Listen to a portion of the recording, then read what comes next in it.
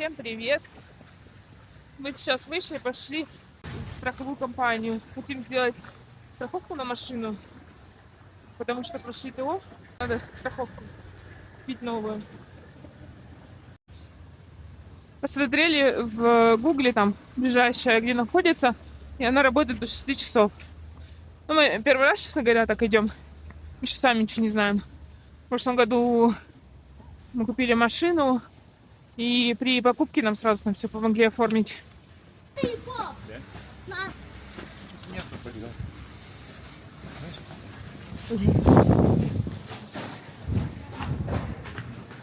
Дайте. Автоханель.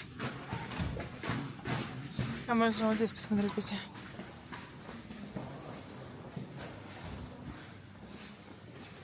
Что это? Нет, это не то. Не то все.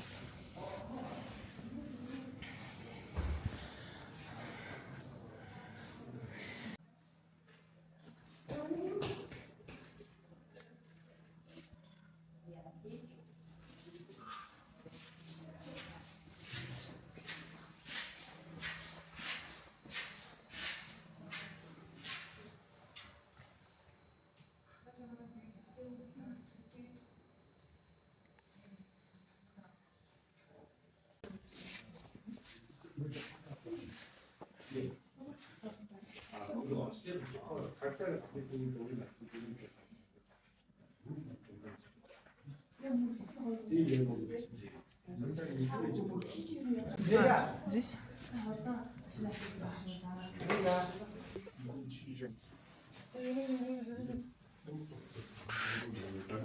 Что так реагировать? Что так реагировать на все?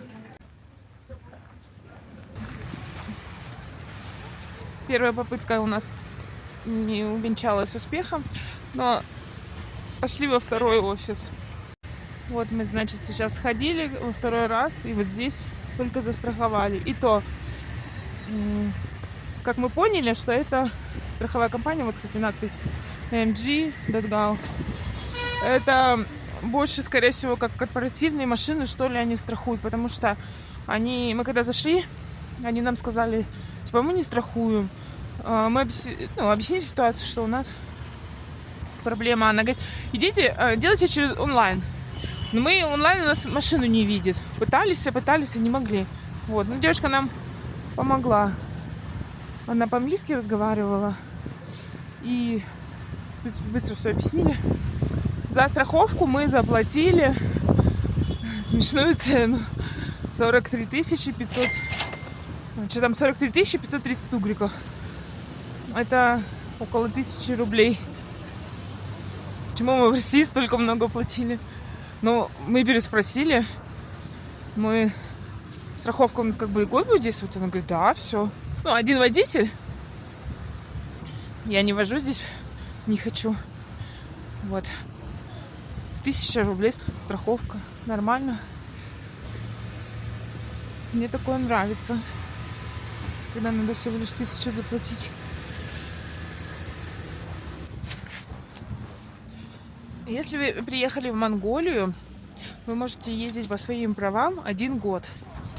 Потом нужно поменять на местные права. В принципе, там не так сложно, но если есть человек, который поможет, будет еще лучше, да? Там надо пройти медкомиссию, взять в ГАИ бланк, заполнить, оплатить комиссию в банке. Ну и все, и в ГАИ приносишь эти документы. И вот как у мужа было, там инспектор, она сказала, через 3 недели, допустим, мы вам позвоним. Но 3 недели никто не перезвонил. Я как раз там была по делам рядом. Муж мне говорит, иди, зайди, узнай насчет моих прав. Я сходила, объяснила ситуацию. Ну, думала, сейчас хотя бы она мне просто скажет. А она мне такая говорит, как фамилия? И давай документы, значит, доставать. Достала и отдала мне. Я не помню, я уже расписывалась, не расписывалась. Это, кстати, летом было. Вот. Значит, потом вы можете приехать сюда на российской машине и ездить здесь.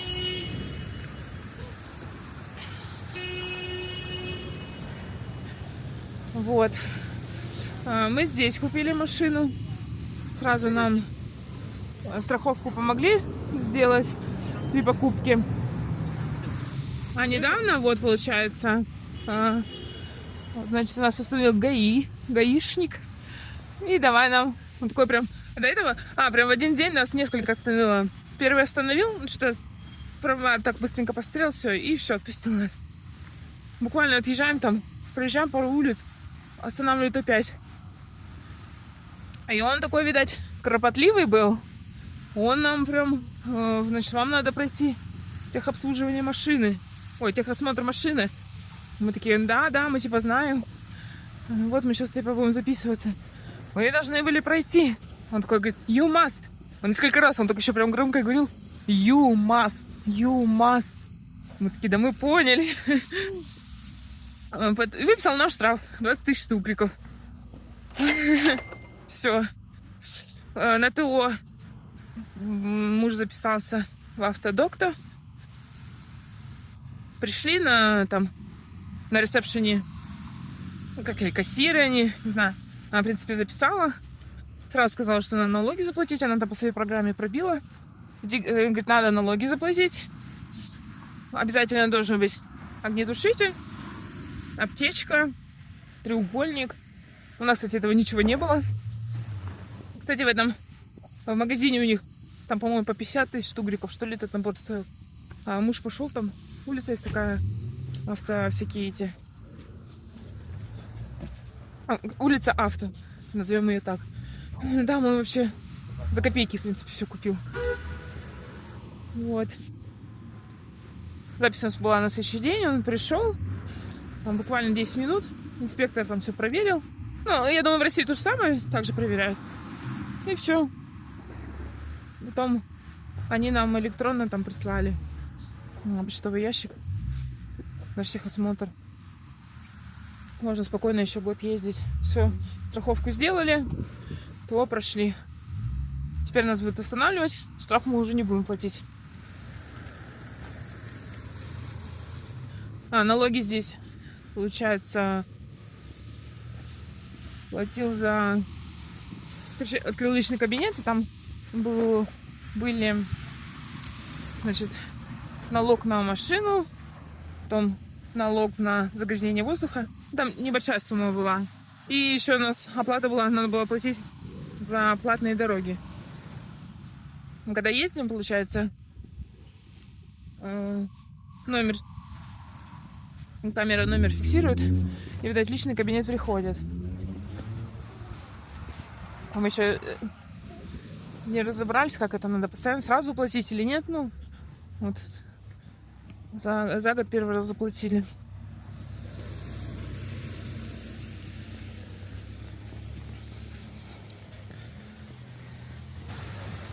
А еще так интересно было, я когда в офис зашла, они мне типа, ну я немножко поснимала, а они мне потом говорят, нельзя снимать у нас. У меня же камера была выключена, только дисплей горел. Я им такая показываю, не, типа я не снимаю.